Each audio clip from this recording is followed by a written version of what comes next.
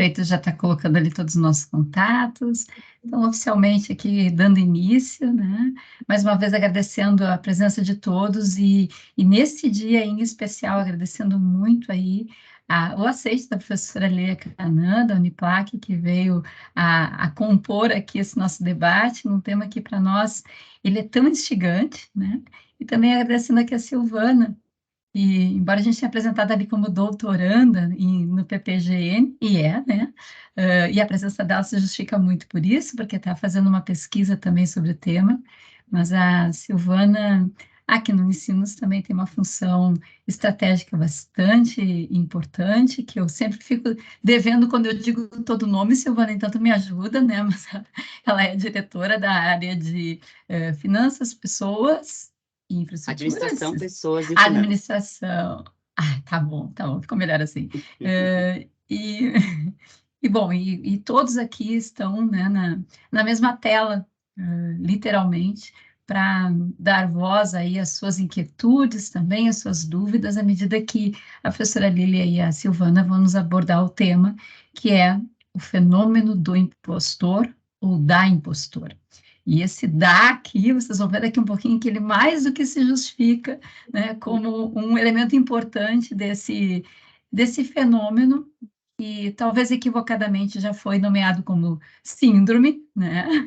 E que, bom, convido a todos, então, agora para entrar nessa discussão, e de imediato eu agradeço de novo e passo a palavra para a professora Lília, que vai aqui nos fazer a primeira explanação do debate. Quero só dizer que esse convite, Lilia, ele é muito feliz de te ter aqui, porque além da nossa parceria, né, em outros campos aí de bancas, enfim, a última banca conduziu de uma forma super, né, sábia aí a mestranda ao longo desse tema. Então, é nesse sentido que a tua fala é esperada hoje. Obrigada, Lilia. Ok. Bom, gente, eu cumprimento a todos vocês. Me sinto honrada, Patrícia, com o convite. Eu acho assim muito bacana quando os grupos de pesquisa abrem a oportunidade para ampliar a discussão, né, com novos estudos, enfim, né? Eu acho sensacional isso. São novos temas, novos estudos que eu acho que isso vai acrescentar muito a vocês.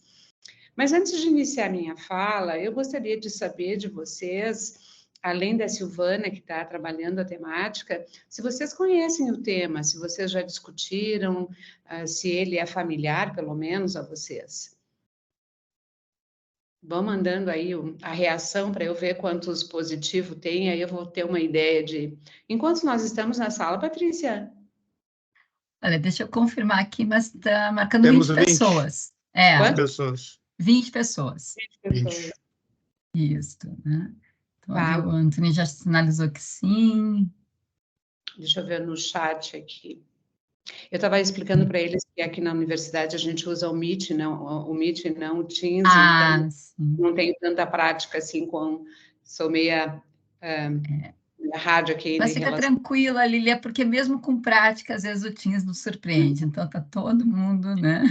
Ô, gente, então tá. Então, deixa eu só contar para vocês o seguinte, como é que eu organizei a minha fala, que vai ser breve, vai ser rápida, né? Mas eu fiz alguns slides, porque nós somos muito visuais, né? Então, eu fiz alguns slides para realmente provocar o foco e a atenção de vocês, né? Então, inicialmente, eu vou falar sobre a síndrome, o que é a síndrome, explicar um pouquinho o que é a síndrome, um pouquinho de como ela se caracterizou ao longo... A síndrome, desculpa, olha, o ato falho. Eu também tropeço o tempo todo, tenho que estar na vigilância, mas tá bem. Depois eu explico essa questão de síndrome e fenômeno, tá?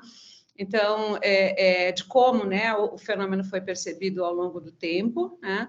Depois eu vou trazer um pouquinho as características, o que caracteriza o fenômeno, e vou trazer, a título de curiosidade, né, as principais conclusões e os resultados da pesquisa da dissertação da minha orientanda, a Denise, porque ela também fez uma revisão de literatura e os resultados dessa revisão sistemática que ela fez, eu trago um pouquinho para vocês. Mas é bem rápido e bem breve, porque eu acho que vale mais a pena a nossa troca de informações do que necessariamente assim uma aula longa, expositiva, não é o interesse. Só que a gente é bastante visual e é por isso que eu trouxe alguns slides. Vou chamar os slides aqui. Só um segundinho. Do lado do microfone, Lília, na caixinha do compartilhar. Já testei antes de entrar. Bom, a partir desse momento, vocês me veem e eu não os vejo mais. Isso.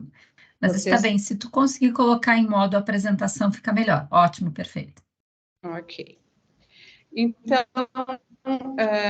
começamos... Opa, para um pouquinho. Voltando.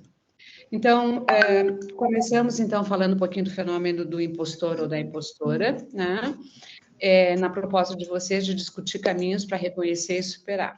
Muito de tudo que eu vou falar aqui está presente nesse livro da doutora Clancy. Nós, inclusive, tivemos a oportunidade, eu e a Denise, de conversar com ela. Ela é uma pessoa, assim, bastante rígida em relação aos cuidados que ela pede que se tome, né, em função do uso da escala dela, né, mas pedimos autorização para o uso da escala, o que ela concordou prontamente, né. Então, esse livro, ele é bem antigo, cerca de 1985, ela escreve o livro, e traz, né, coloca mais foco e mais atenção a essa questão do fenômeno do impostor. Então, tentando organizar aqui a nossa estrutura, o nosso entendimento, a nossa cognição, é importante colocar para vocês que esse fenômeno, ele é utilizado para caracterizar aquelas pessoas que normalmente, costumeiramente, usualmente, atribuem o seu sucesso à sorte ou algum fator externo, né? Em detrimento da sua própria capacidade física e intelectual, como se ela não acreditasse, né, o quanto ela é capaz, né? E nesse viés vai despertar sentimento de insegurança, né, mesmo em indivíduos bem-sucedidos. E isso foi uma característica também, um dos resultados que a Denise encontrou também foi esse, sabe? Independentemente de ser ou não bem-sucedido, né? As pessoas podem, né, apresentar características desse fenômeno, né? Então, são pessoas que acreditam que só vão conseguir sucesso se depreenderem aí um esforço hercúleo, inimaginável, né? Então, são pessoas que realmente sofrem bastante e têm muita ansiedade em relação à necessidade de reconhecimento de tudo aquilo que fazem, né? Portanto, gente, ele não é e não está associado em nenhum momento à falta de habilidade ou de competência, né? Antes, sim, e aí tem um viés, eu sou psicóloga por formação, né? E tem um viés que é fácil, é compreensível, né? Que é a percepção distorcida que a pessoa tem de si mesma e de tudo aquilo que ela pode contribuir com a sociedade, né? Gente, se vocês quiserem me interrompendo, por favor, fiquem à vontade, tá? Bom, então, historicamente, como é que a gente caracteriza ou, né, ilustra esse fenômeno, né, e sua evolução histórica?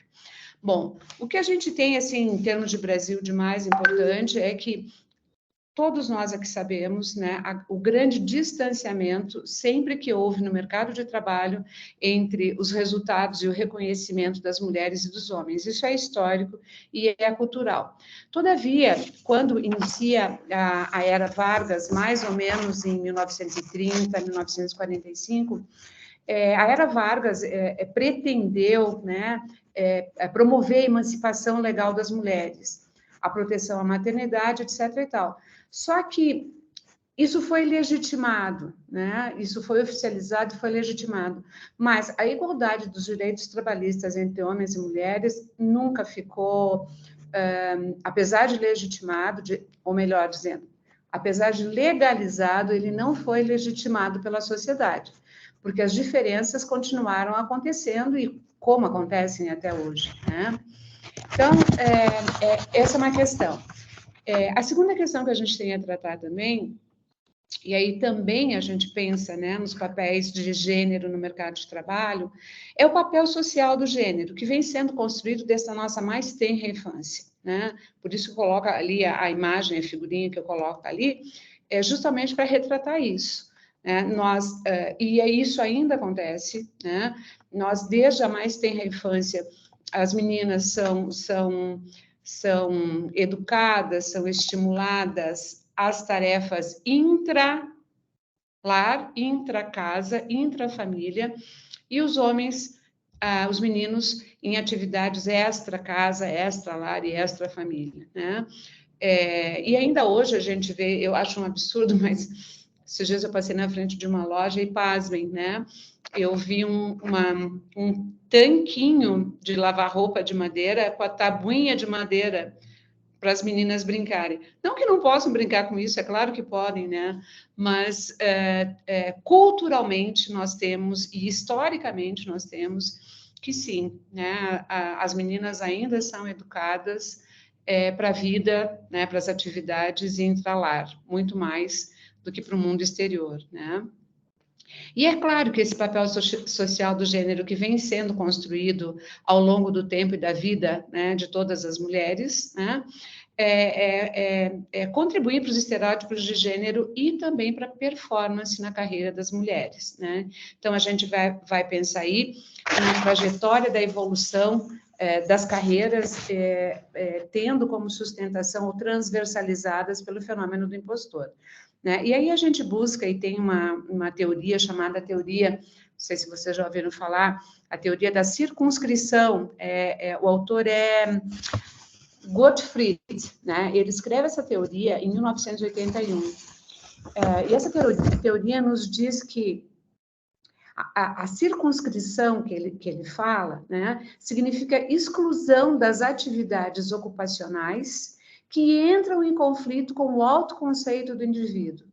E apesar de eu estar falando de mulheres, das diferenças de gêneros sociais e culturais, etc. e tal, esse fenômeno explicado ou, né, descrito por Guten Friedson abarca tanto homens quanto mulheres. Ou seja, eu vou repetir, tá?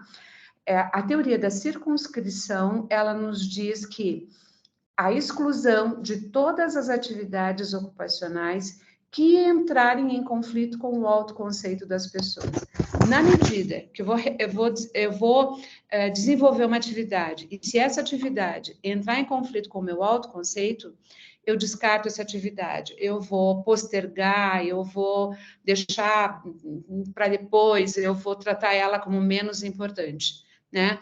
E isso tem muito a ver com esses estereótipos de gênero, né, e a performance das pessoas em suas carreiras. E aí a gente traz uma imagem, essa imagem é bem comum, nós encontramos ela em vários locais, mas é baseada no livro de Clancy, de 1985, e tenta explicar para nós o ciclo do impostor, né? Então, começa lá em cima. Existe uma tarefa a ser realizada, tá? Essa tarefa vai gerar na pessoa, né, uma certa ansiedade, ela sabe que ela precisa realizar essa tarefa e ela já começa a pensar que ela precisa realizar bem, tá? Então, isso vai gerar ansiedade, pode gerar dúvidas e até um certo estresse. Como comportamento de resposta, ou ela vai procrastinar, deixando para depois, postergando, ou ela vai se super preparar para a realização daquela atividade. Às vezes, isso acontece concomitantemente. Como ela se super preparou, tá? Normalmente o resultado é satisfatório e o sucesso é a decorrência. Só que o problema vem daqui em diante, tá? O como ela vai atribuir significado ao resultado dessa atividade que ela realizou, né? Costumeiramente, ela vai recorrer à justificativa da super preparação dela. Tipo, essa pessoa teve que se super preparar para poder realizar aquela atividade. E aí vem o sentimento de depreciação, ou seja, né, ela passa a rejeitar todos os feedbacks positivos que ela recebe em relação à tarefa, né? Normalmente, ela pode pensar, mas se fulano de tal fizesse essa apresentação, o resultado seria outro, as pessoas teriam gostado mais, ou o resultado teria sido diferente, enfim, né? Apesar de receber feedbacks positivos, mesmo assim, ela acha que se fosse outra pessoa que tivesse realizado a tarefa, né, o resultado seria muito melhor do que o resultado que ela apresentou. Portanto, a partir disso, ela passa a se sentir uma fraude, uma farsa. Como consequência, baixa o nível dela, a percepção dela de autoeficácia, tá? E o que acontece? O ciclo passa a ser recorrente. A próxima tarefa que ela tiver que realizar vai gerar ansiedade, vai gerar medo, vai gerar estresse, e assim sucessivamente, como se a pessoa tivesse, né, homens e mulheres, estivessem presos neste círculo, né? E aí, seguindo, né, quais são as características, então, bem didático, tá? Quais são as características do fenômeno impostor? Bom, comprovadamente, que eu trago para vocês são comprovações científicas, existe uma associação entre impostorismo, perfeccionismo e autoestima. A presença de estresse e de sentimentos de ansiedade também, né, fazem parte dessas características. E os sentimentos impostores, eles não se reduzem com mais anos de estudo ou de experiência. Nós podemos encontrar pessoas, assim, às vezes com 20, 30 anos de experiência e que acham que sua carreira toda foi uma farsa. Que pena, né?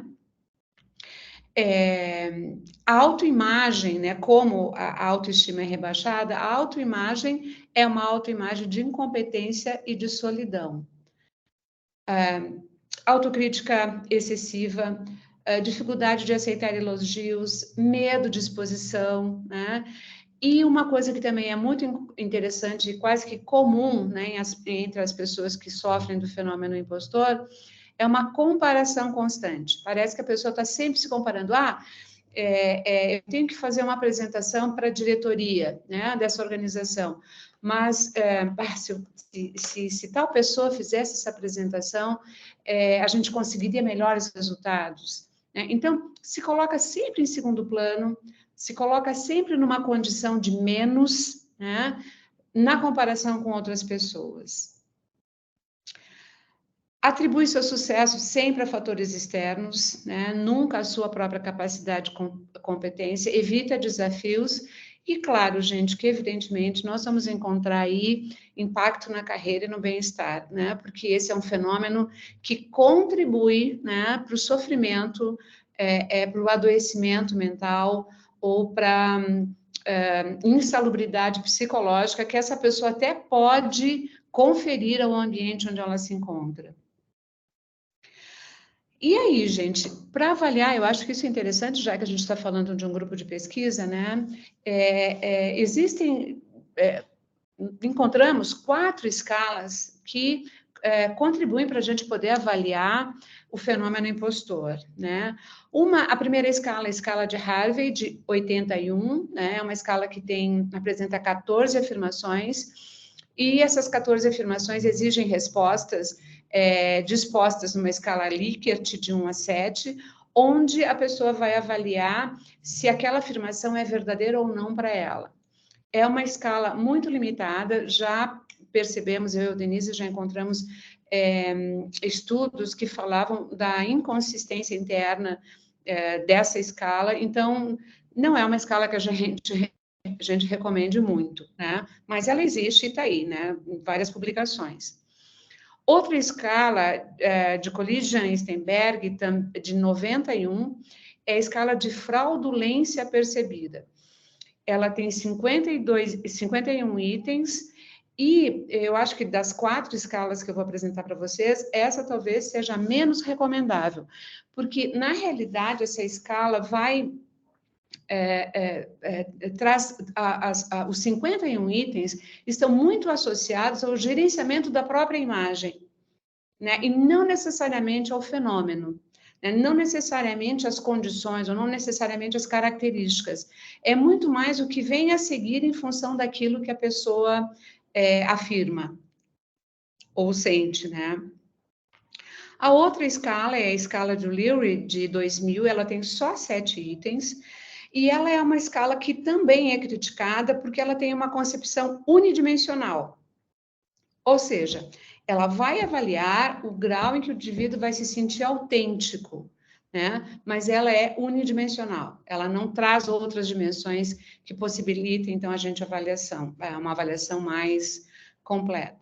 E a escala CIPS, né, da Clancy, né, é a escala que nós utilizamos, inclusive, no estudo da Denise, nós utilizamos essa escala. Depois eu vou querer ver com a Silvana qual escala que ela está utilizando, né?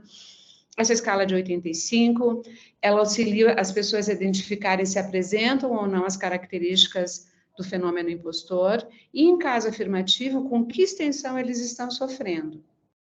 São 20 itens que têm fatores que identificam como se ela tivesse subdividida em 3 grandes eixos ou categorias. O medo da avaliação, o medo de não ser capaz de repetir o sucesso, parece que o sucesso foi ao acaso, né? E o medo de ser menos capaz que os outros. Então, a gente consegue também, estatisticamente, observar essas diferenças. Essa classificação dos itens, então, é feita também numa escala do tipo Likert aí de 5 pontos, que varia em 1, a afirmação não me descreve, ou 5, a afirmação me descreve totalmente. Né? E os scores, então, é super simples a aplicação da escala, você vai somar a pontuação, né? E se a pontuação dos itens der 40 pontos ou menos, aí a gente tem como resultado as poucas características do fenômeno nesta pessoa. Entre 41 e 60, experiências moderadas, 61 a 80 frequentes e superior a 80 intensas experiências. A minha orientanda, a Denise, não encontrou nada superior a 80 pontos. Tá? Bom, e que conclusões, então, a Denise chega com a dissertação dela, agora defendida esse ano, que a professora Patrícia integrou à banca, né? Ela encontrou, na amostra dela, cerca de 700 e poucas pessoas, né? Ela encontrou que o fenômeno identificado em diferentes... eu preciso dizer, gente, ela pesquisou mulheres e ela fez associação do fenômeno da impostora, né? E performance na carreira. Ela fez a relação entre esses 2 fenômenos, tá? E ela encontrou que o fenômeno, então, é identificado em diferentes faixas etárias, agora com índices maiores, né, em mulheres acima de 46 anos. E isso vai ao encontro do que diz a literatura, que embora escolaridade mais elevada e mais anos de experiência não são suficientes para que o fenômeno não apareça ou ele não interfira, né, na performance ou na carreira das pessoas. Na pesquisa dela, ela encontrou que mulheres com pós-graduação apresentaram índices mais elevados do fenômeno do impostor, né? E ela encontrou que mulheres entre 10 e 20 anos de carreira profissional, experiências moderadas de impostor, né? O que também é algo que preocupa, né? São 10 a 20 anos, né? No período mais, vamos dizer, profícuo da carreira profissional, né? Onde existe já um acúmulo de experiência, onde já não existe mais a ingenuidade ou o amadorismo, né? Mas mesmo assim, né, entre 10 e 20 anos, há experiências moderadas. E o que a Denise conclui também com base, né, numa revisão sistemática que ela fez. E aí não é só para mulheres, né? Mas parece comum, então, que o fenômeno, ao longo da carreira profissional das mulheres, esteja presente, porque quando se compara as mulheres aos homens, se percebe que elas são infinitamente mais autoexigentes para não falharem. E aí volta aquela questão da comparação, né? Cada vez mais, né, e ao longo do tempo, as mulheres têm enfrentado muitos outros desafios, né, em suas carreiras profissionais, para conseguir, então, alcançarem posições na estrutura organizacional, né? E ela encontrou também que a performance das mulheres sofre significativa influência. Isso aí é histórico, né? É cultural, das suas percepções, das suas vivências, das suas experiências desenvolvimentais, ou seja, como, né, as crianças eram tratadas, os meninos e as meninas dentro de casa eram tratados, ou qual era o tipo de valor, qual era o tipo de conduta que se tinha na família, que vai introjetando ao longo do tempo, né, esses valores, e que ficam lá muitas vezes, né, presos no inconsciente, que faz com que, então, né, na vida adulta, esses fenômenos possam eclodir, né, fazendo com que a autoestima, a autoimagem, o autoconceito sejam prejudicados, né? Só que isso tudo, gente, já está referendado na literatura, né? É quando se comprova, então, as diferenças que existem nas performances de homens, no resultado das performances de homens e de mulheres numa mesma organização. A gente sabe que ainda existe telhados de vidro. Talvez alguns de vocês possam, inclusive, confirmar isso. As mulheres que conseguem, né, vencer o telhado de vidro fazem com algum esforço, muita coragem e determinação, né? Por fim, então, a falta de autoestima para desempenhar uma função em espaços tradicionalmente masculinos vai levar as mulheres, né, à necessidade de trabalhar mais, de trabalhar melhor, para ter direito a esse reconhecimento. E os rapazes que estão aqui nesse grupo, tá? Isso também vale para quem sente, né, que as outras pessoas fazem as coisas melhor do que ele, né? Então, assim, apesar de eu ter trabalhado aqui muito do fenômeno da impostora, mas, rapazes, tem um certo que isso é algo que acontece, sim, com os homens, né? E não é tão raro assim, né? Claro, evidentemente que é infinitamente mais frequente em mulheres do que em homens, mas a gente encontra o fenômeno do impostor em homens também. E, por fim, a minha último slide é justamente esse, que o tema é polêmico, né? Às vezes ele pode até parecer um pouco pesado, só que não falar sobre, né, não minimiza o sofrimento. Portanto, gente, precisamos falar sobre isso, né? Infelizmente, esse grupo de pesquisa abre espaço para a gente falar a esse respeito. Ok? Então, essa é a minha apresentação, bem breve, né? E fico à disposição de vocês. Uau, Lilian, eu acho que esse teu último slide fala muito e fala inclusive do silêncio nesse grupo. É um grupo que às vezes fala tanto, conversa tanto, eu acho que à medida que tu vai trazendo o tema, nos convidou a silenciar e a pensar mais sobre, né? O que não exclui a nossa combinação inicial das pessoas poderem fazer perguntas, se manifestarem, mas talvez a gente pudesse, assim, já dar continuidade à fala da Silvana, para que depois a gente tivesse um tempo, né, próprio e total só para ouvir aí os sentimentos que foram despertados, as dúvidas e todas as inquietudes aí que o tema traz. Te escutando, Lília, e lembro bem da banca da Aldenise, né? Um dos fatores que vem forte quando a gente mergulha no tema é justamente pensar como que a gente prepara as organizações para fazerem essa escuta, sobretudo quando nós estamos falando no desenvolvimento de líderes, né? E aí um olhar atenção àquilo que tu nomeou como o teto de vidro, né? Ou também chamado aí do labirinto, né? Que as mulheres se colocam e que a gente sabe, à medida que estuda a liderança, que isso é um fato.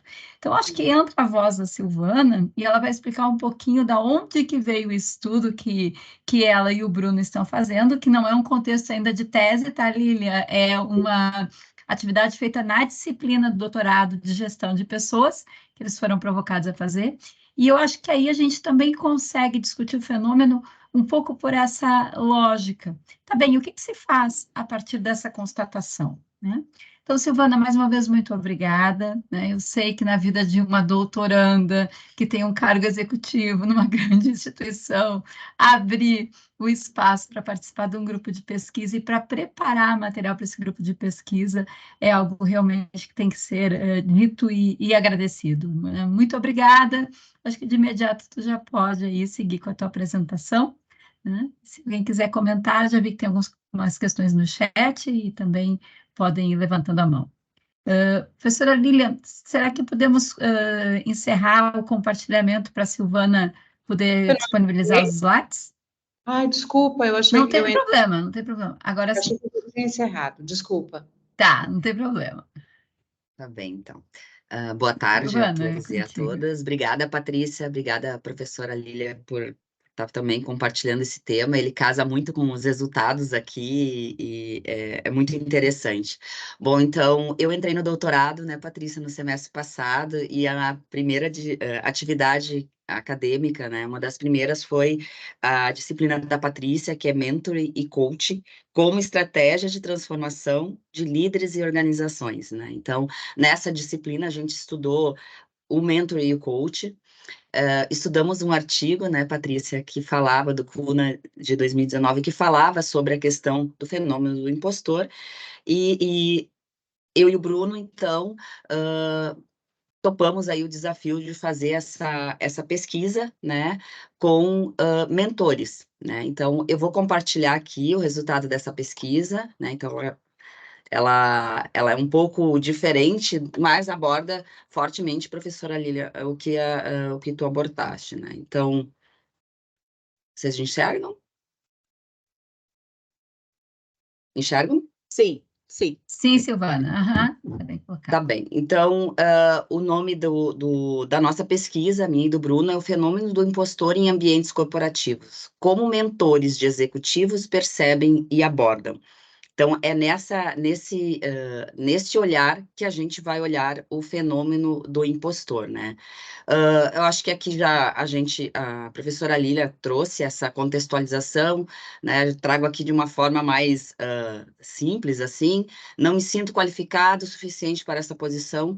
É uma percepção de si mesmo, aquém do esperado, de uma inadequação. Será que eu mereço estar aqui? Uma sensação de capacidade, insuficiência ou demérito. Sinto que o meu perfil não é correto, mas não vou atender as expectativas. Então, uma tendência à autossabotagem, né? Essa contextualização, Silvana, acho... Oi? desculpa te interromper, mas agora está compartilhando a nossa tela, que Ah, tá bom. caiu, tá? Caiu Vamos de novo. o PPT. Vamos de novo. Agora? Agora Agora foi bom. entrou, entrou, só colocar no modelo de apresentação. Perfeito. Tá bom. Bom, aqui, então, é importante colocar que não é uma síndrome, é um fenômeno, e eu acho que isso até ao longo da pesquisa, da entrevista, eu deixei a síndrome, porque eles usam ainda o termo do síndrome do impostor.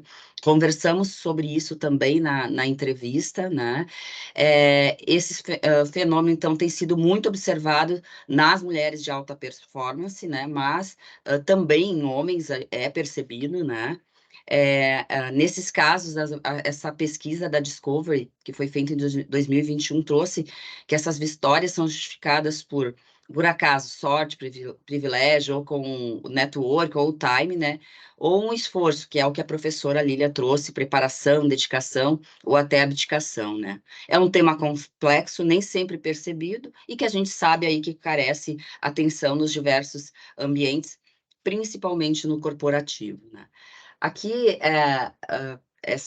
esse site traz algumas questões, assim, alguns exemplos de pessoas que a gente não possa imaginar, talvez não possa imaginar, que também tem a síndrome do impostor. Então, a Emma Thompson, né, a atriz, disse que se sente uma impostora quando recebe elogios por seu talento e atuação, né? Então, mesmo que ela seja tão para a gente tão capaz, ela se vê como se ela estivesse enganando tantas pessoas.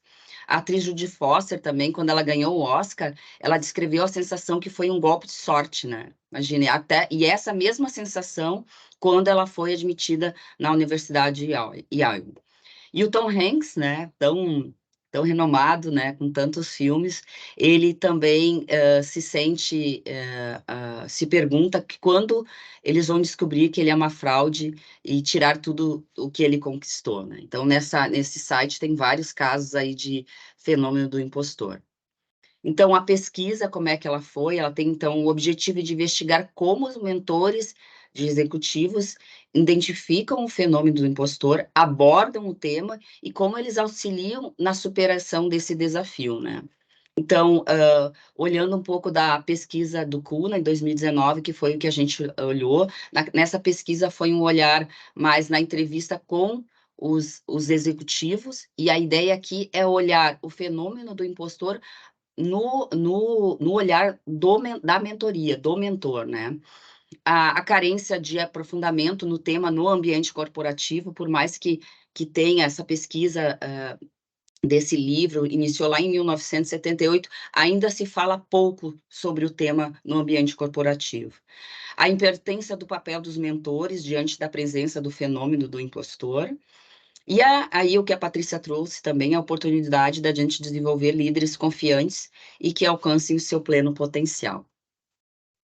O referencial teórico e empírico, então, a gente vai trabalhar, está trabalhando nessa pesquisa o comportamento humano e gestão nas organizações, o próprio fenômeno do impostor e alguns aí estudos relacionados.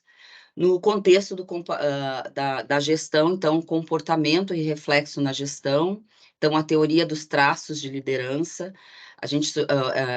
essa teoria, então, sugere que os líderes nascem com certos traços inatos, né, que o tornam líderes eficazes. Se os gestores sentirem que eles não possuem esses traços naturais, eles podem estar mais suscetíveis ao fenômeno do impostor, né, do impostor, da impostora. A própria teoria do capital humano, que a ênfase está no valor do conhecimento, das habilidades, da experiência dos funcionários, e líderes que sentem que seu capital humano é inferior aos seus colegas ou subordinados, eles podem também se sentir como impostores. Esse livro do Pfeffer, de 2022, ele é de Stanford, né, e traz o poder, barreiras e reconhecimento.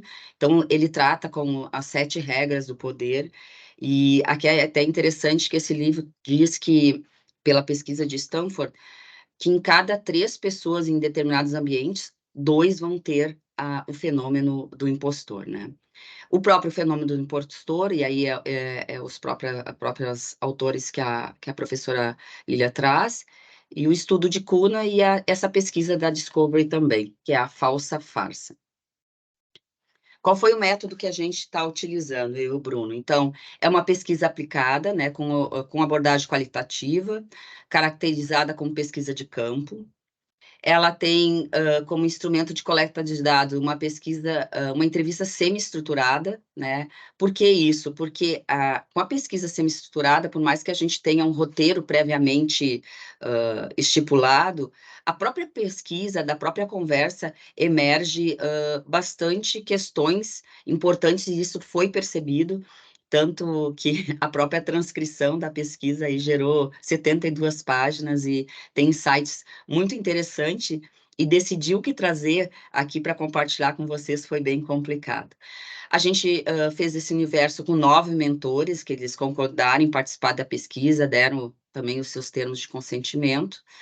Então, foi feito pela plataforma Teams e a duração média era de 35 minutos, né? Então, a gente transcreveu, tabulou, depois tabulou para o Excel e usou, então, o software em vivo e o Miro, tá? Acho que minha bateria está quase no final. Bom, sobre a entrevista, a gente trouxe, então, conhecer o perfil do mentor e o tempo de atuação, entender a percepção sobre a ocorrência do fenômeno, identificar a abordagem do tema e estratégia de auxílio para a superação e verificar case e percepções adicionais. Quais foram os principais resultados? Então, perfil dos mentores entrevistados. Grande parte dos mentores que a gente entrevistou possui formação em psicologia, e isso a gente entendeu e percebeu que é bem perceptível que essa formação também ajuda em conhecer o fenômeno do impostor. Eles possuem, grande parte dele, uma atuação prévia em C-level e gestores em empresas, então, além de mentores, eles também ou já foram ou são, né, C-level de empresa ou gestores. Eles possuem experiência tanto como os mentores externos quanto externos, e a maioria atua há mais de 2 anos em mentorias. sobre a ocorrência do fenômeno. Então, 89% dos entrevistados responderam diretamente que já perceberam a ocorrência do fenômeno em suas sessões. E o que é interessante, que os 11% dos entrevistados, quando a gente perguntou, eles disseram que não, até por talvez não conhecer tão fortemente, mas no decorrer da entrevista, um deles que disse que não percebia, até porque ele estava mais recente mentor, ele chegou a declarar que ele tinha mais de 30 anos de experiência na empresa como gestor. Ele disse, não, mas eu já sofri o fenômeno do impostor. E depois ele traz que os seus mentorados, ele retorna essa percepção ao final, dizendo que não, ele percebia sim o fenômeno do impostor. E muitas ocorrências percebidas não são declaradas, né? Então, isso também é uma constatação com esses mentores, né? E o que é um ponto importante que eu acho que a professora Lília traz também? Por que entende-se que a preponderância masculina, né, que tem mais, só 56% em mulheres? Por quê? Em cargos de gestão, né, mais alto nível, tem muito mais homens. Então, eles acabam percebendo que sim, ocorre tanto em homens como em mulheres, mas eles percebem.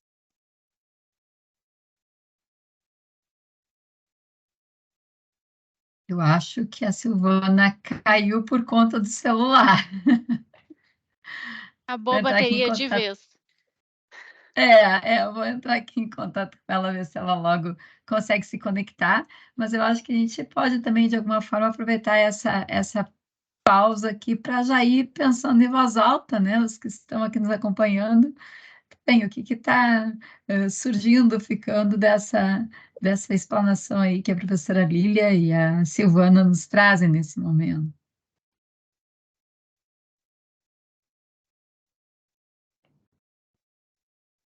Pensando aqui inicialmente, professora Lívia, do seu comentário do tanquinho, sabe? Tô presa naquela imagem do tanquinho e, de fato, como o processo formativo, educacional, né? Ele influencia, então, quando tu trazes as referências ali da faixa etária, e naturalmente me incluo no grupo, né? E volto no tempo, pensando um pouco no meu processo formativo e nos desafios, né, que foram vencidos ao longo do tempo, e em que momentos eu, de fato, experimento essa condição, né? Eu acho que não é uma coisa... esse fenômeno, ele não é constante, mas ele tem nuances que vão se apresentando no decorrer das nossas vidas, principalmente quando tem alguma coisa para ser enfrentada, né? Então, a própria, claro, além das inseguranças normais, né? Mas eu fiquei muito reflexiva nesse aspecto, né? E a nossa responsabilidade com os que vêm depois, né? Eu acho que esse é a grande discussão que fica, né? Então, provavelmente na faixa dos 46 anos, nós todas, quem, né, já chegou, né, ou tem filhos e tal, já tem a sua contribuição para sustentar ou alterar esse fenômeno, né? Então, acho que fica aí uma reflexão para mim, assim. Bom. De fato, Sandra, sabe, assim, mas que fique claro, né, a gente traz tudo isso, mas sem culpa, porque foi isso que aconteceu, né? As nossas mães, os nossos pais só sabiam fazer isso, sabiam ser mãe, ser pai naquela época, naquele tempo, naquele momento histórico, né? A gente chama de Zeitgeist, né? Naquela cultura, né? Naquela família ampliada, só sabia fazer isso. Eles só sabiam nos ensinar, nos educar assim. Então, assim foram também educados, assim, né? Então, assim, eu constatação. sempre ouvi do meu pai, sabe? Menina educada não contesta, menina educada não discute, sabe? Então, isso fez parte do meu repertório, da minha formação, né? Quase que dizendo assim, meninas não têm opinião, né? Não podem ter opinião. E Sandra, isso, por menos que a gente queira, tá, impregna o nosso inconsciente, tá? Vai determinar o nosso conjunto, os nossos conceitos, preconceitos, valores, e é impossível não agir de acordo com isso, né? Quando nós recebemos da Clancy o instrumento, né? A primeira coisa que eu fiz foi responder. Responder por responder, porque eu vi que sim, eu tenho experiências de impostorismo, sabe? Então, assim, se vocês responderem, vocês também vão encontrar experiências de impostorismo, porque a gente faz parte de uma cultura, de um povo que tem uma cultura patriarcal e que não estamos muito distante, né, daquele patriarcado. Enfim. Isso, ontem eu falava sobre isso com uma amiga, assim, quando eu mandei o card, eu digo, olha, eu acho que isso fala de alguma das nossas discussões, inclusive sobre isso, né? Eu vou passar a palavra para a Sabrina, senão eu engato aqui na boa discussão, e a Sabrina está com a mãozinha levantada lá. Fala, Mas Sabrina. é sempre tão bom te ouvir, Patrícia. Querida. Eu queria primeiro agradecer, muito legal o conteúdo, voltar a ouvir sobre isso. A primeira vez que eu ouvi falar sobre isso foi lá em 2013, eu li o livro da Sandberg, aquele Faça Acontecer. E aí era uma coisa assim, ainda se falava em síndrome, né? Ah, síndrome do impostor é quando a gente acha que não merece, quando a gente acha que não tem capacidade, uma coisa assim simplória. Ver o quanto avançou nesse tempo de a gente de identificar um ciclo, de conseguir definir, reconhecer os efeitos, os sentimentos que isso gera, assim, achei muito legal a apresentação. E ali o finalzinho, né, da apresentação da professora Lília, que não falar sobre, não minimiza, mas esse é um assunto que eu confesso que desde lá da primeira vez que eu ouvi falar até hoje, não é uma coisa que eu proativamente acompanhei. E aí eu posso dizer que a gente ainda fala muito pouco, mas avançou tanto, achei muito legal todo o conteúdo trazido. Aí eu estou gostando que eu já tô vendo rostos masculinos aqui com a tela aberta. Gustavo, fala tu. Oi, Thales.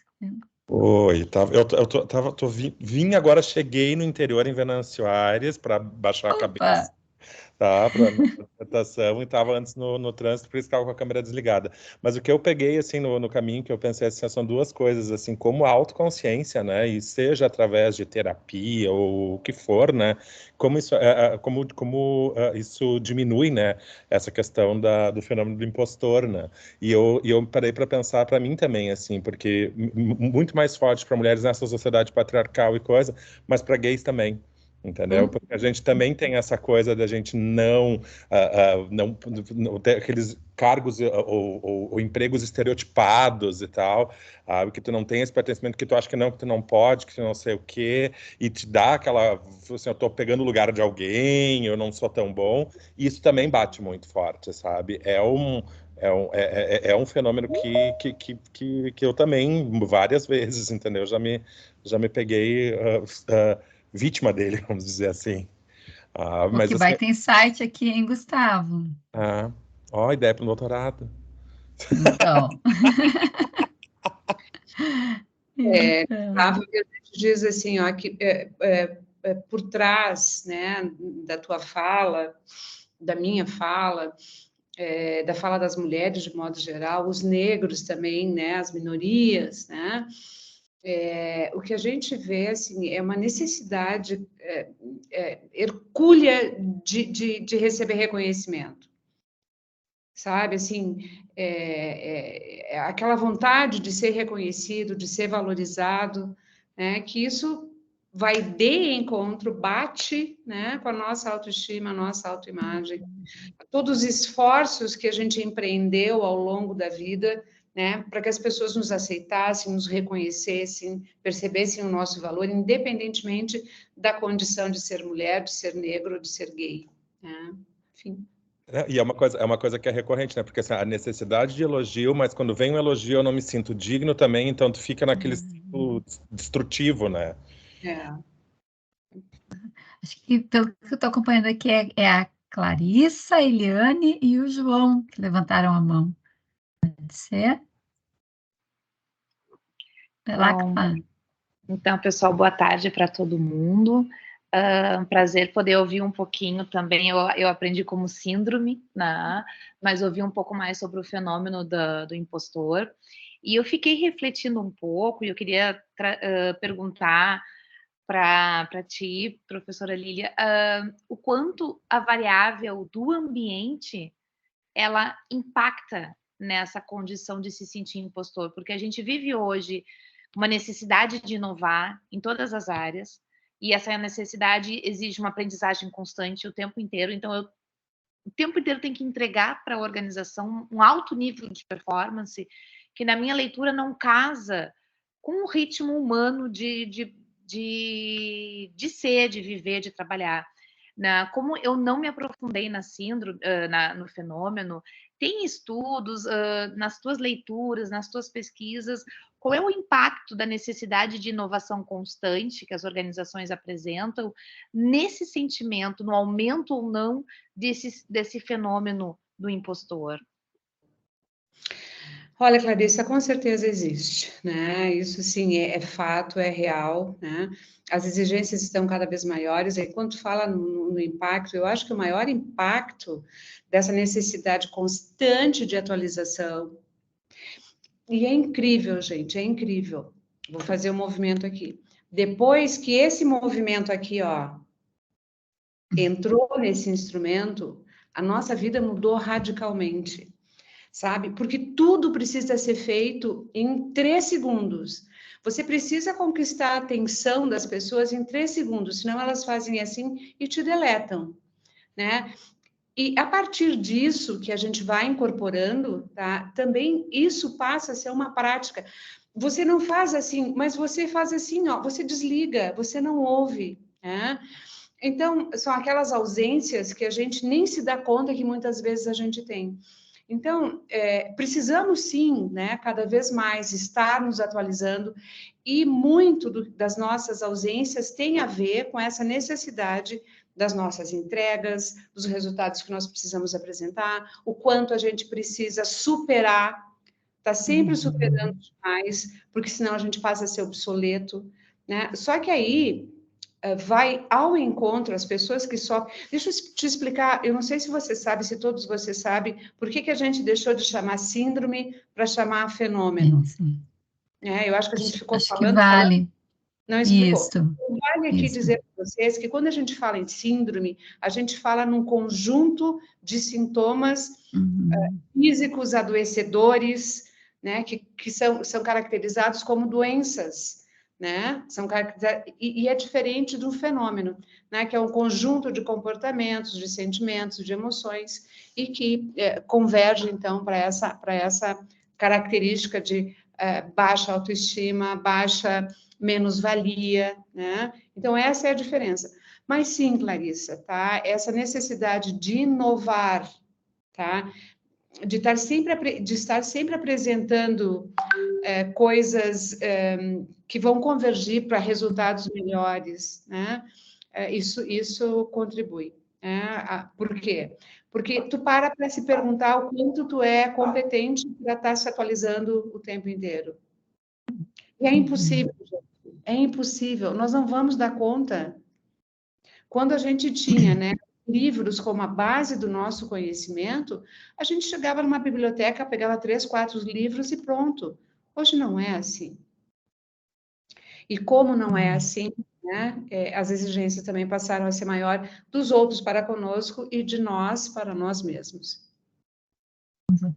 Pessoal, vou só fazer uma interrupção aqui para dar notícias, tá? A Silvana está reconectando e eu vejo que ainda tem a Eliane, o João e o Thales para falar. Então, acho que a Silvana entra nesse meio tempo e aí daqui a pouco ela consegue fechar a apresentação dela, né? Enquanto isso, a gente vai Você também já aqui... Ô, Patrícia, eu já estou aqui, Opa, você já me oi, enxerga? eu não te vi ainda, desculpa. Não, eu só pensei, não, porque eu consegui. Silvana. Deu um problema no meu note, daí eu pensei, será que esse também não está dando agora?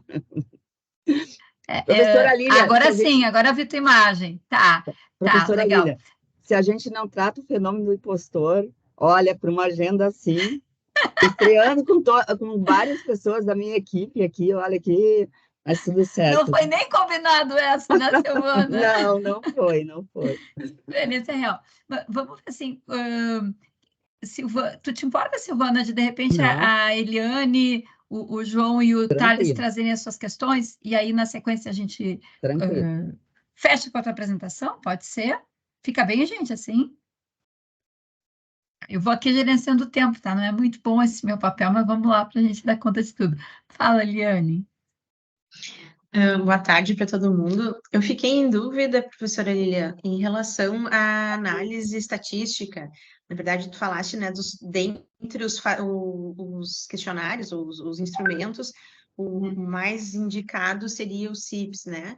Mas houve uma validação estatística, se a gente for pensar, relevante, assim, para esse instrumento? Sim, houve. Legal. E não só no Brasil, em vários países. Ele foi traduzido e adaptado à cultura brasileira. E ele tem. Eu vou pegar aqui, enquanto a gente vai discutindo, eu vou pegar exatamente os autores da validação do instrumento no Brasil para te passar. Mas ele tem consistência interna, foi traduzido e adaptado à nossa realidade. Que legal. E a gente consegue ter acesso a esse instrumento? Consegue, só que assim, ó, tu vai ter que mandar uma mensagem para ela para ver se ela te autoriza a usar. E ela é bem dura em relação a isso, tá? Ela faz uma série de exigências. Eu falei a palavra bem dura, né? Mas é bem rígida, né?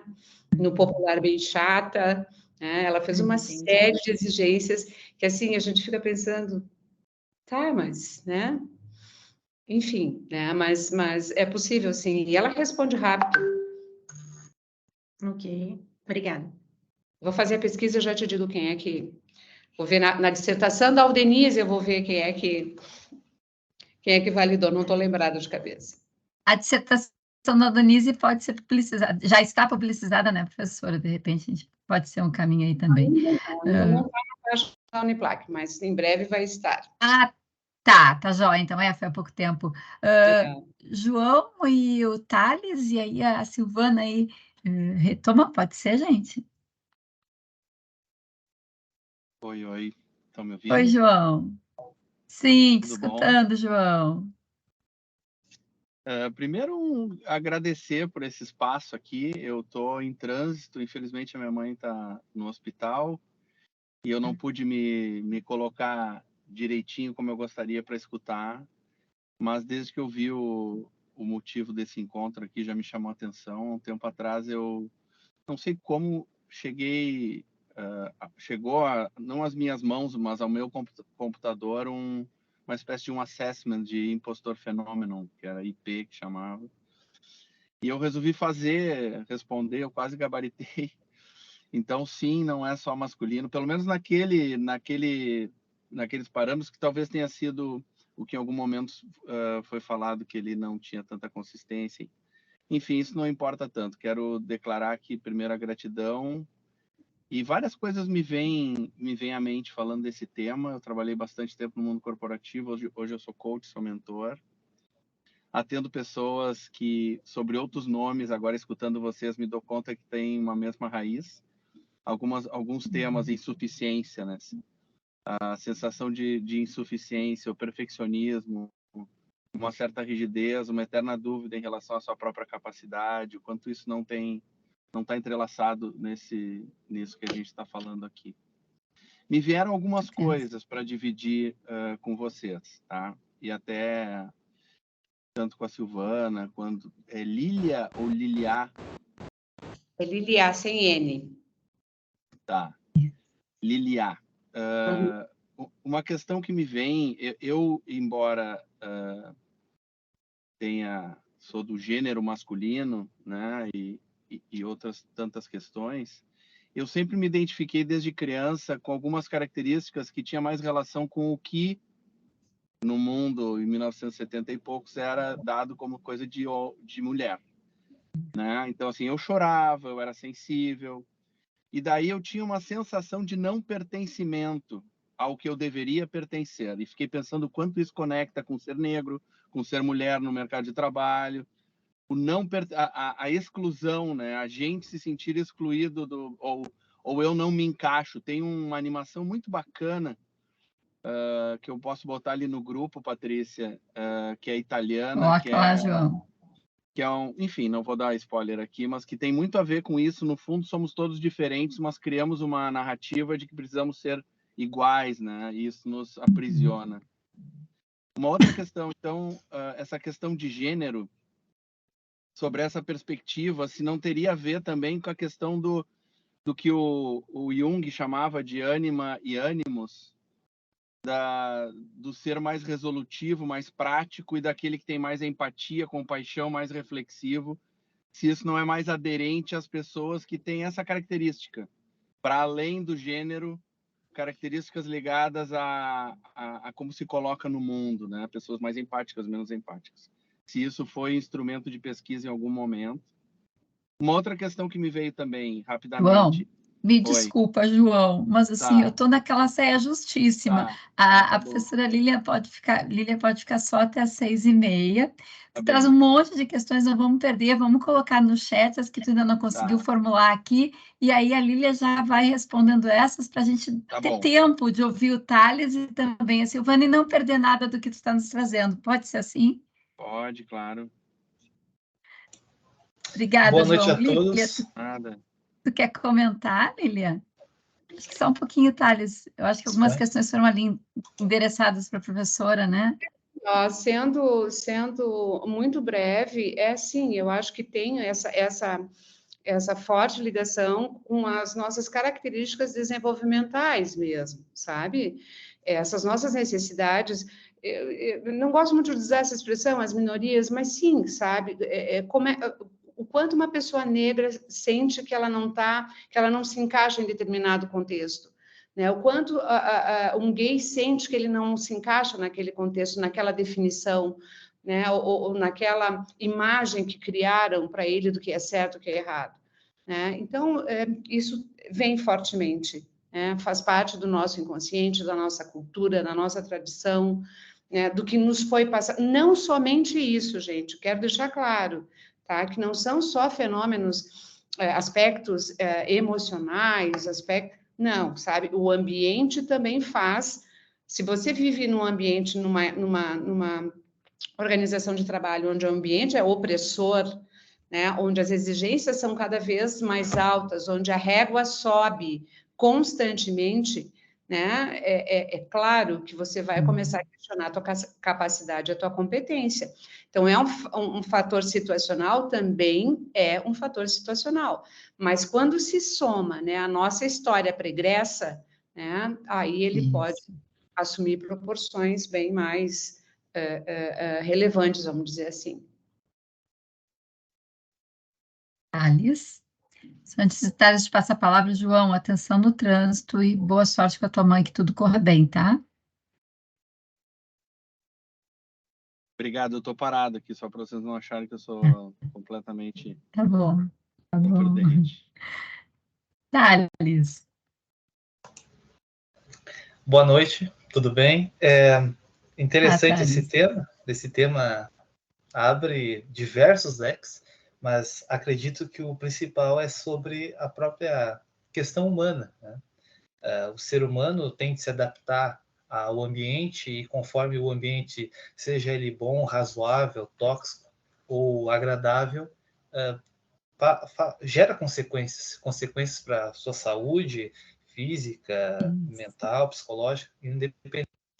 E conforme o tempo que o ser humano foi evoluindo ou buscando evolução, naturalmente algumas questões ocorreram tardiamente, mas ao passo que ele conseguiu recuperar, principalmente através do conhecimento, vemos que há um conflito interno entre inovação e equilíbrio, ou a busca de equilíbrio.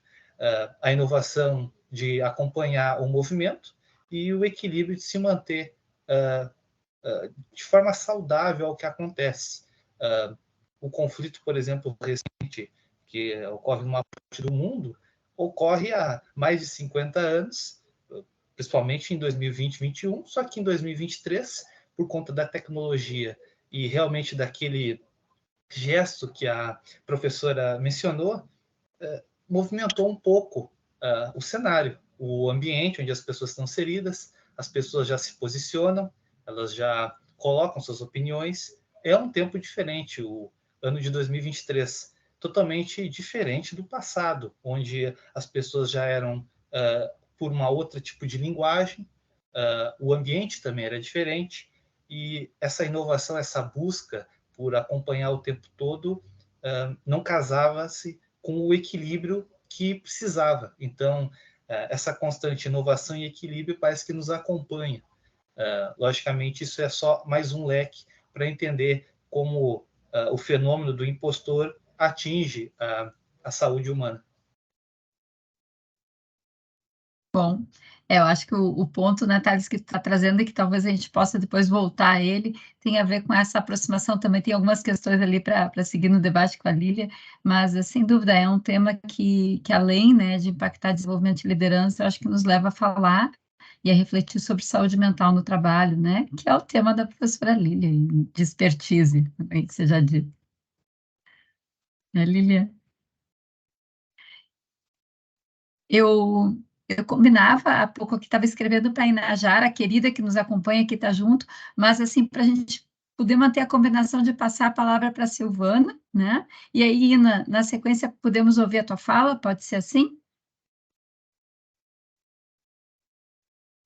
Eu sei que a professora Lília tem como teto ali às 18h30, então...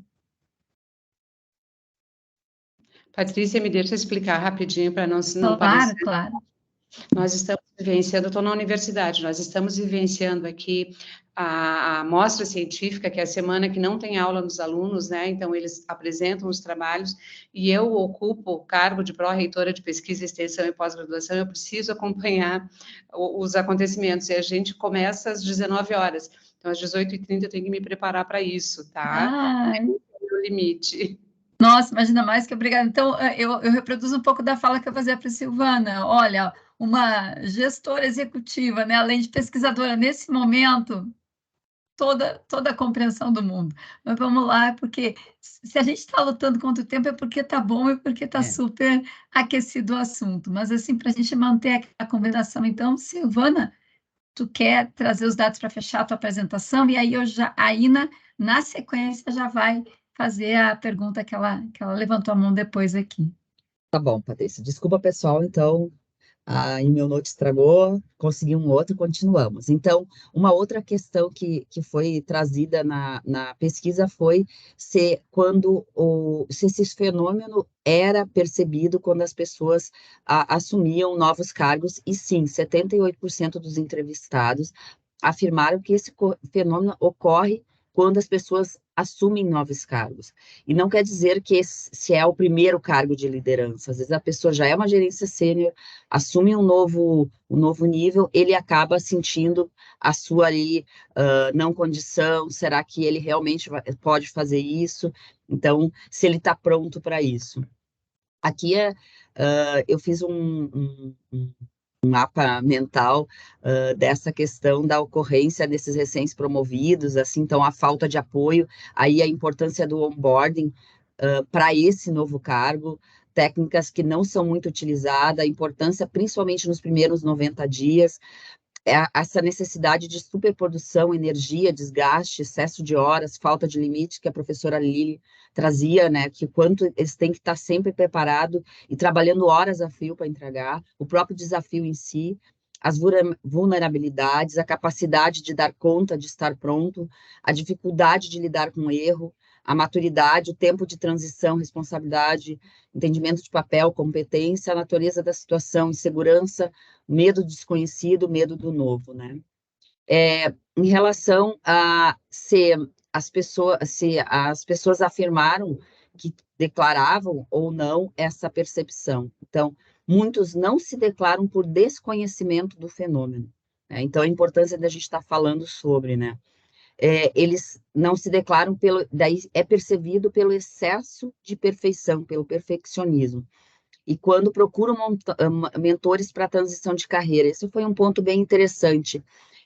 tem um grupo que trabalha com mentoria específica de mulheres, e quando as mulheres chegam que querem fazer uma transição de carreira, elas já levantam a questão do fenômeno do impostor, às vezes, e grande parte, ela não queria uma transição de carreira, como ela não estava satisfeita, se achando uma impostora, ela procurava, e quando se trata o fenômeno pela mentoria ou por coaching, acaba a pessoa não fazendo a transição. E crises de confiança e dificuldade de aceitação. A abordagem, então, principais considerações, o estímulo da fala sobre suas dificuldades e vulnerabilidade, o entendimento do perfil, aspectos comportamentais e sentimentais, né? A questão da abordagem mentor externo e interno. O que se percebe? Que a efetividade é no mentor externo, mais do que no mentor interno.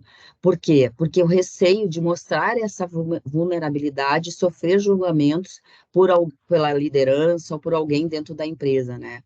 Então, a abordagem interna, a confidencialidade e a isenção e neutralidade e imparcialidade fazem que a efetividade do mentor externo seja mais do que o interno. Mas isso não quer dizer que ter uma mentoria interna não seja efetivo, né? Sim, ela é um mecanismo. Aqui, então, usando o software em vivo, trazendo as respostas, as estratégias para auxiliar na superação, então, muito a pessoa, o poder, o processo, situações, né, a mentoria, e aqui, trazendo estratégias que os mentores trouxeram para auxiliar na superação, então, os usos da própria mentoria interna e externa e o coaching, fazer a reflexão com o mentorado de fatos, dados e evidência de que eles não estão prontos, porque quando tu traz para a reflexão, tu vai ver que, sim, é uma coisa muito mais da pessoa e não tem evidências de que ele não está. Tirar do emocional e trazer mais para o racional, refletir sobre crença, questões culturais e buscar desmistificar essas crenças, essas questões, desenvolver o autoconhecimento é importante, retomar ações entregues no passado. Então, ele chegou naquele cargo, mas o que ele já fez? Até trazem, às vezes até na infância ou na faculdade, o que tu já fez, né? Efetuar a avaliação 360 para colher a percepção de outras pessoas, principalmente no caso de mulheres, que elas precisam saber que estão sendo bem percebidas pelos outros, mobilizar e fazer com que a energia da pessoa gere menos calor, né, e faça mais movimento, né, muito menos do ficar na sofrência e sim olhar para frente. A questão do processo do onboarding, né, que a gente já tratei antes, um mentor disse que alguns mentorados dele precisam entender o porquê. Então, trazer teorias para que eles estudem sobre o tema. Então, ele usa alguns livros, inclusive, e teorias que eu aqui indiquei.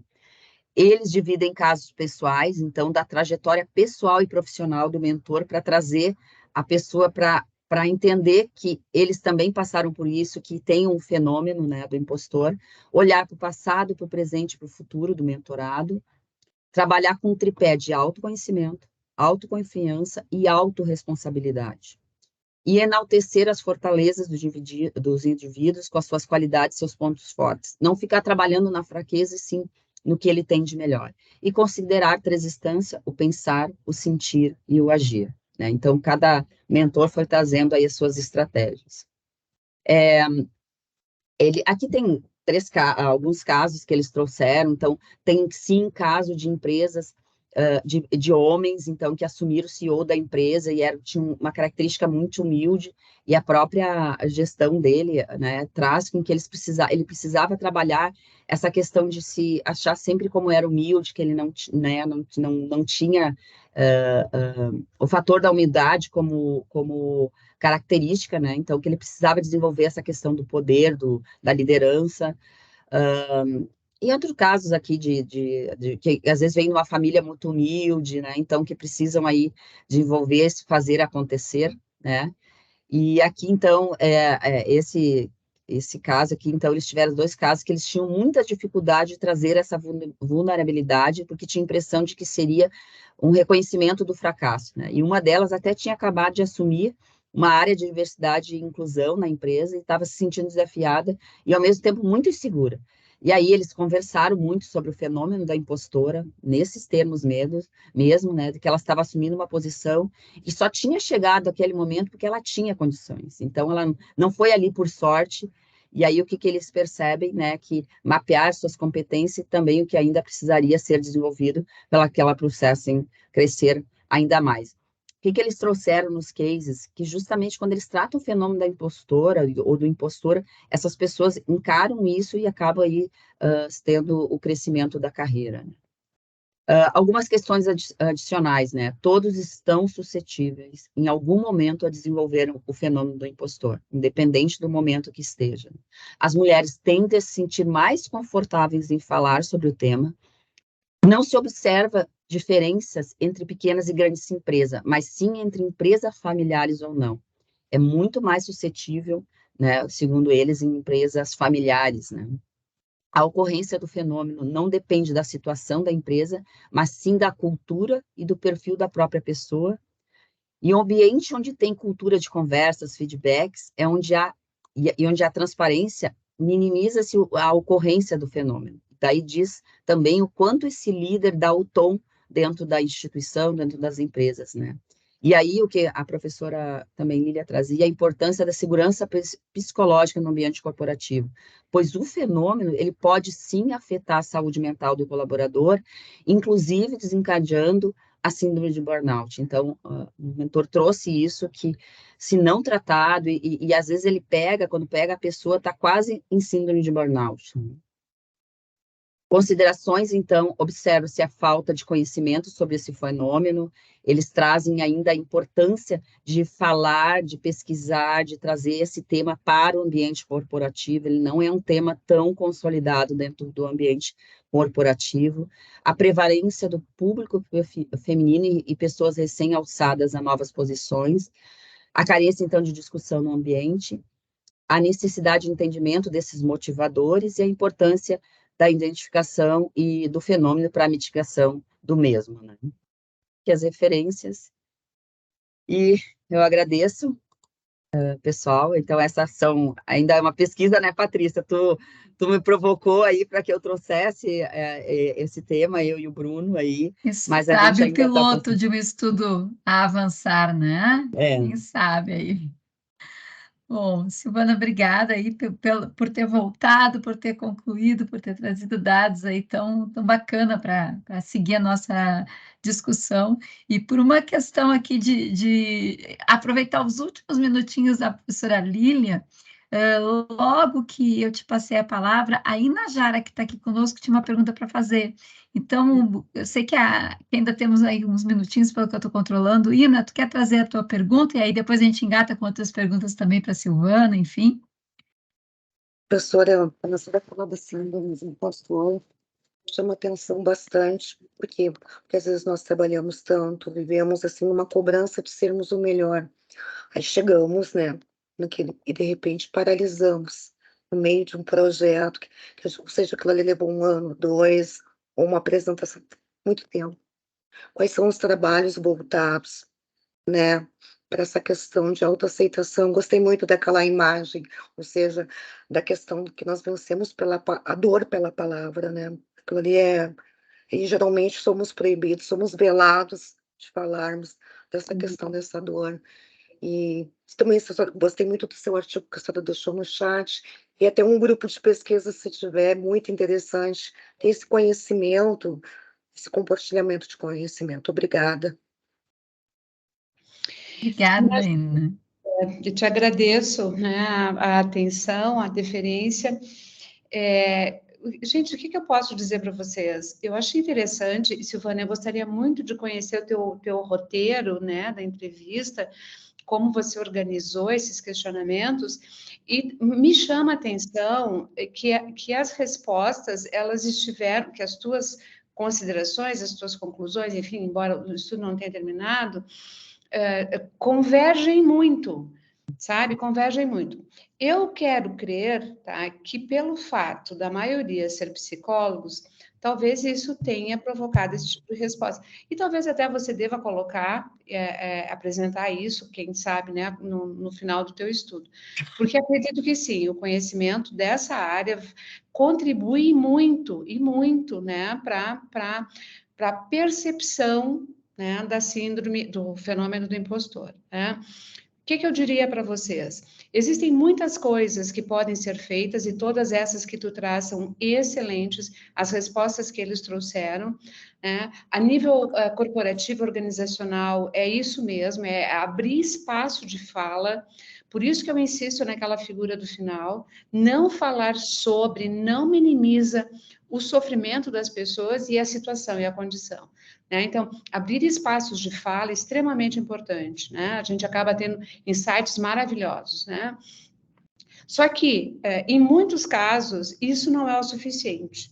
E aí, eu não sou psicóloga clínica, eu sou psicóloga organizacional e do trabalho, né? Mas uma das estratégias que podem ser usadas para vencer essa condição que muitas vezes limita o sucesso, o futuro, a carreira, a performance, né, das pessoas, fazer terapia cognitivo comportamental. Pronto, vai para a terapia, fica lá um tempinho, é rápido, bababá, resolve, desata os nós que você, né, tem atados, e aí continua, né, andando pela vida sem amarras e sem presas, de uma história que vai influenciar o teu hoje, o teu aqui, o teu agora e até o teu futuro, né? Se a gente pensar numa carreira promissora, né?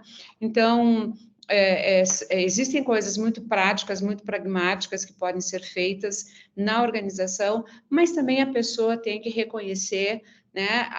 Olhando para a sua história, né? O quanto essa autoestima rebaixada, essa falta de autoconfiança, né? Já contribuiu para solapar, né, a vida, a carreira, a felicidade, os momentos, as relações, né, que ela possa ter tido. Então, no nível pessoal, uma terapia cognitivo-comportamental aí funciona bem.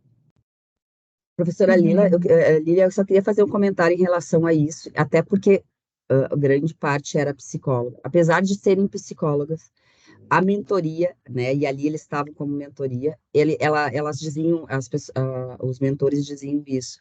Apesar de sermos psicólogos, ali estávamos como mentores. E quando a indicação era clínica, era indicado a terapia, porque a mentoria tem um papel, o coach tem outro e a terapia tem outra.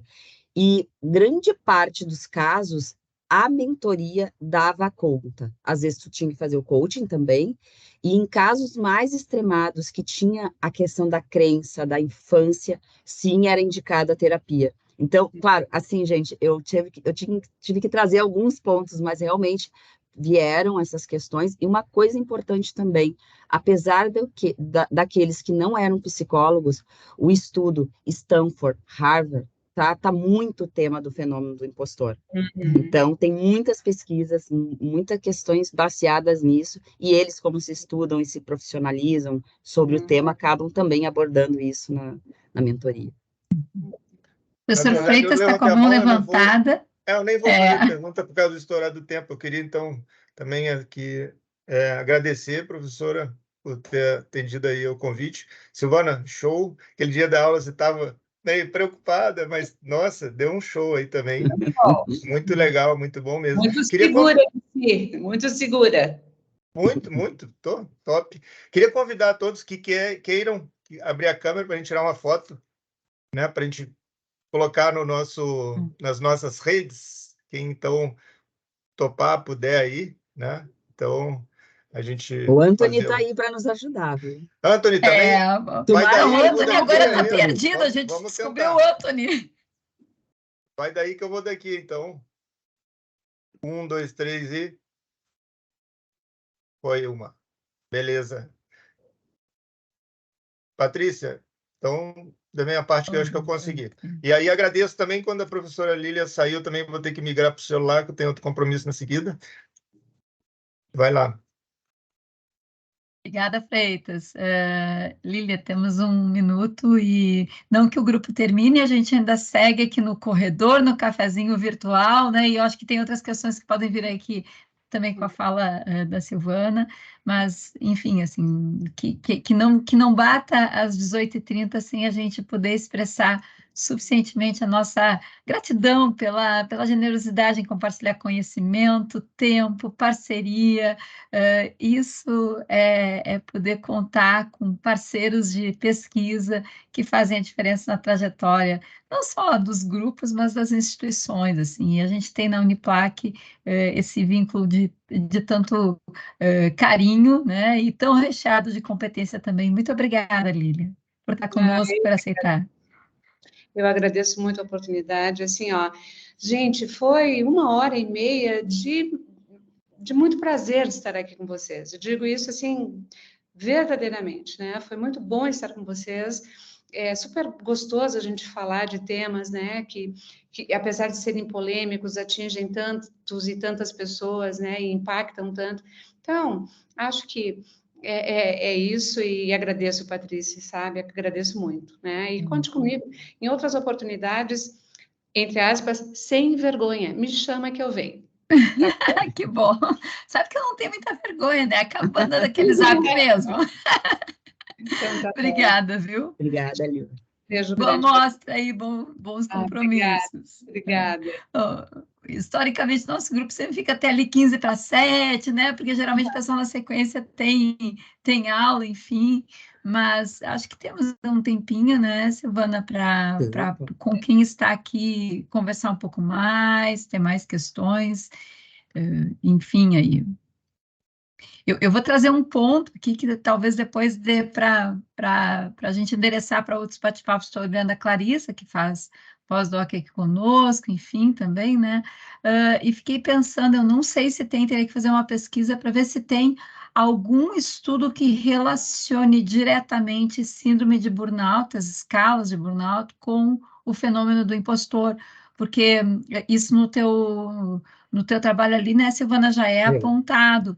E embora não seja síndrome, né, mas a gente vê por todos os elementos colocados que sim, que tem um atravessamento da qualidade da saúde mental aí do indivíduo como um fator mais protetivo ou dispositivo para vivenciar esse fenômeno, né?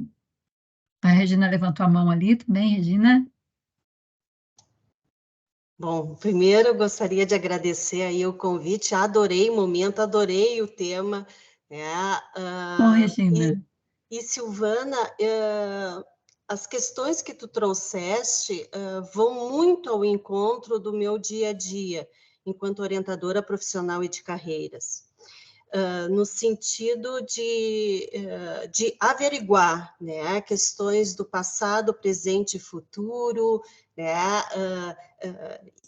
e eu sempre gosto muito de fazer um paralelo, né, sociedade versus educação, porque eu estou inserida na educação, sou psicóloga de formação, né, mas a minha trajetória toda foi na educação, e versus a OPC, no sentido dessa... a sociedade como um todo, ela progride, a educação tenta correr atrás, e por si só, a orientação profissional de carreira também vai deixando margem para essas questões que acabam acontecendo como fenômeno aí de impostora, né? A impostora. Mas o que me chama e que me toca é no sentido preventivo.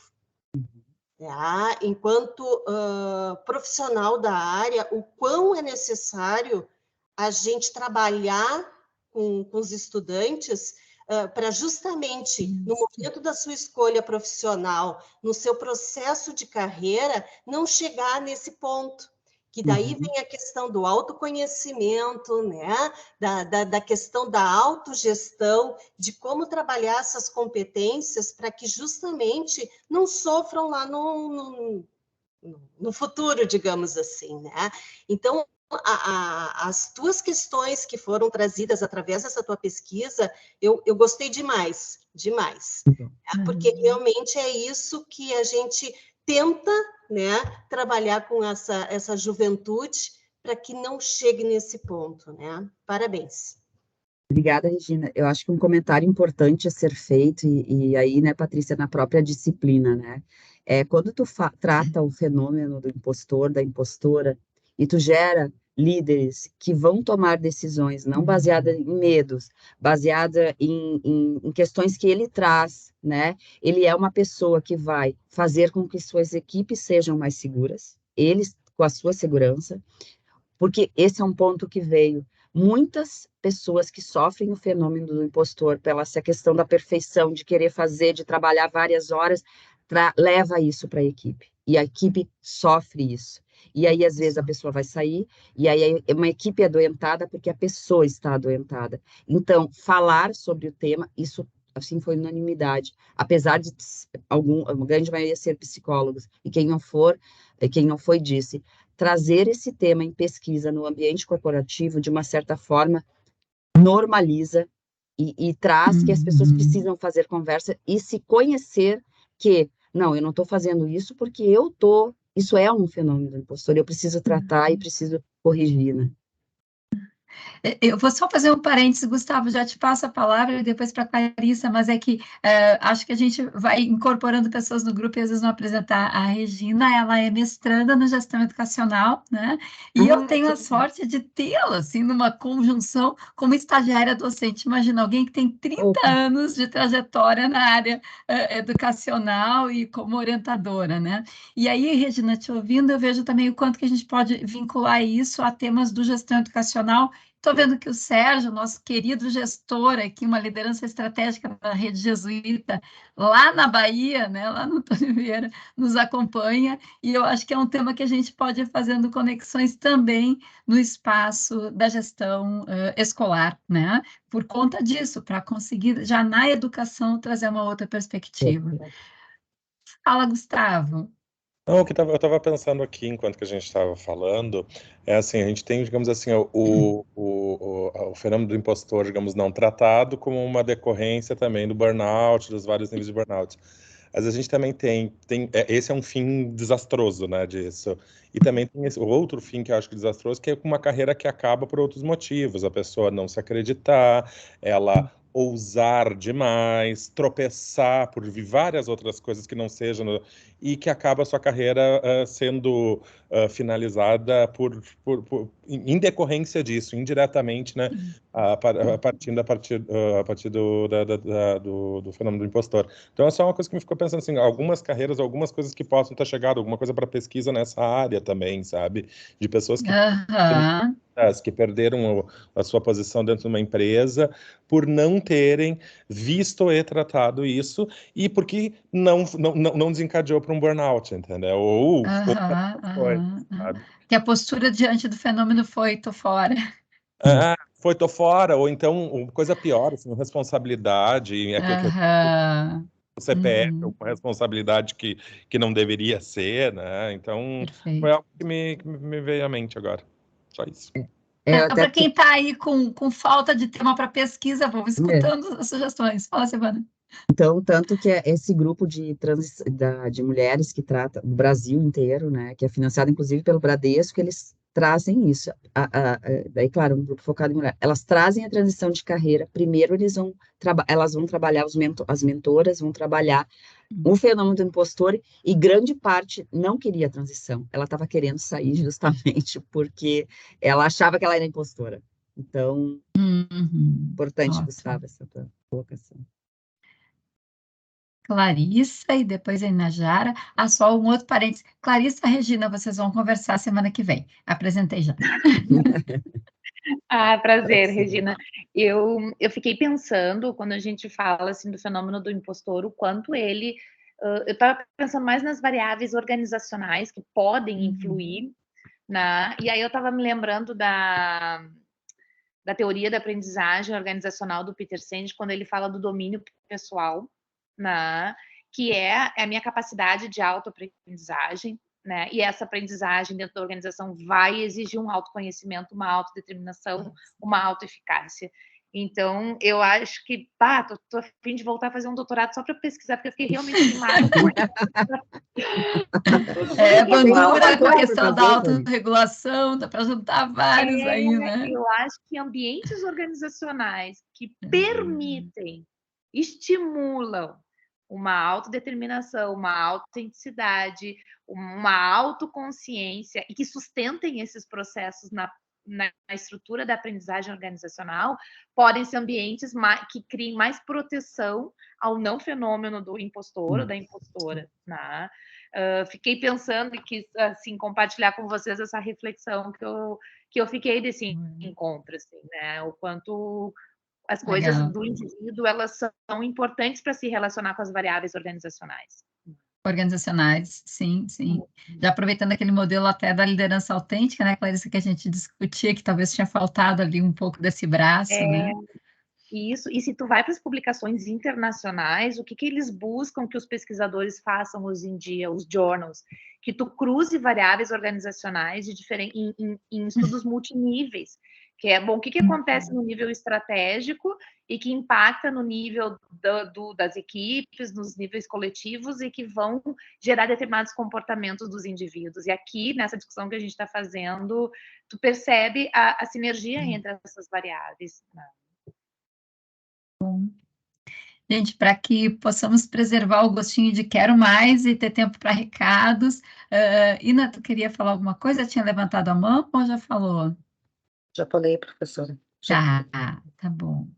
Então, Silvana, assim como agradecer a Lília, super te agradeço. Sei que foi mais uma pressão no teu cotidiano, pouco corrido que é, né?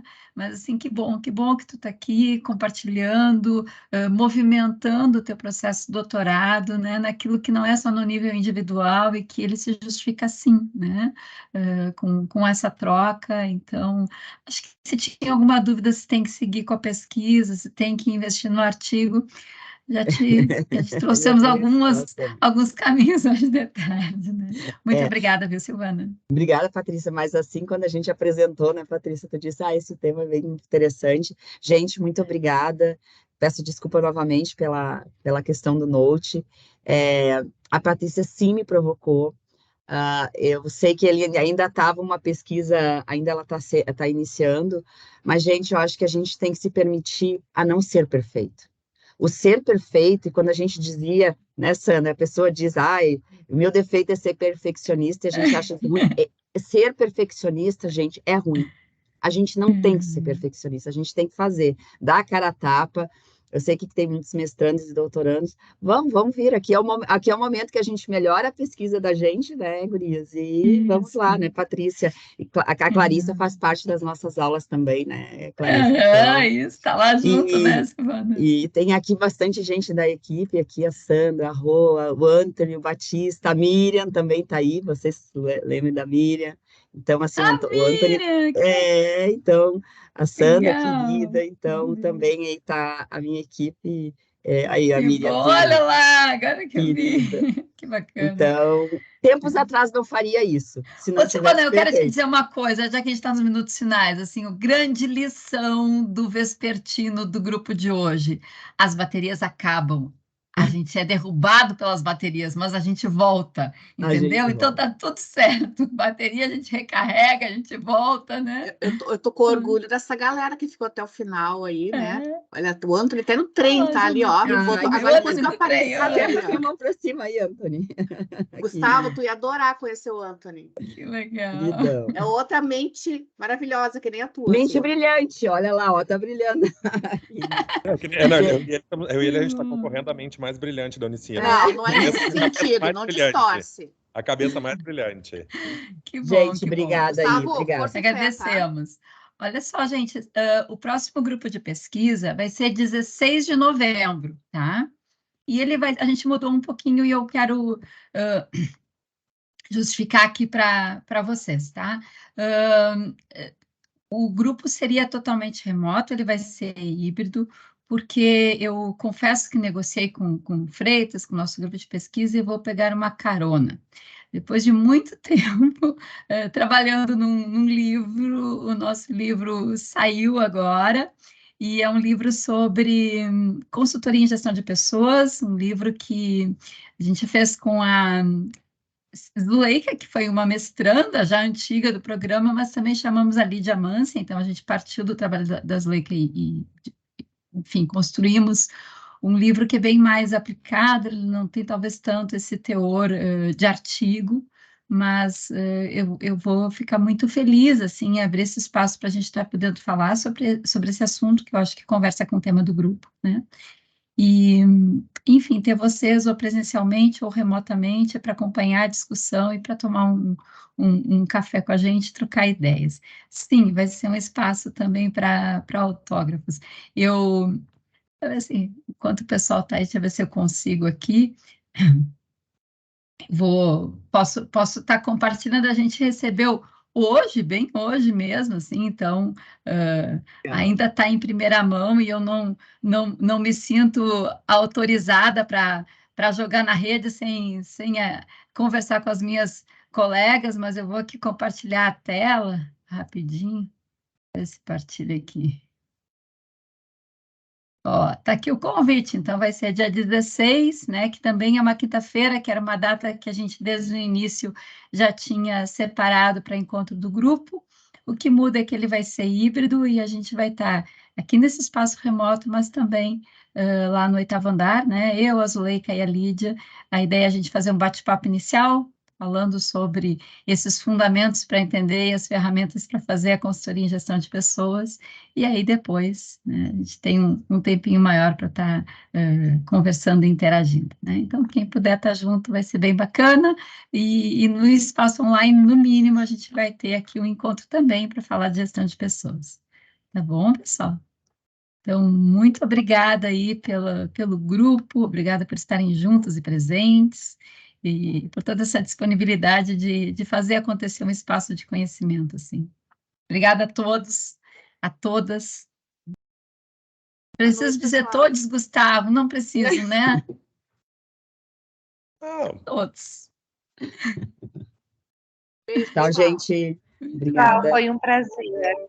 Regina, a gente gente. conversa semana que vem. Prazer. Vou botar vocês em contato. Obrigada, Silvana. Gustavo, eu espero que Venâncio te inspire, que seja ótimo aí a tua produção de conhecimento. Sim, eu tô ansioso, assim, agora eu consigo, não tem mais nada na cabeça, só isso.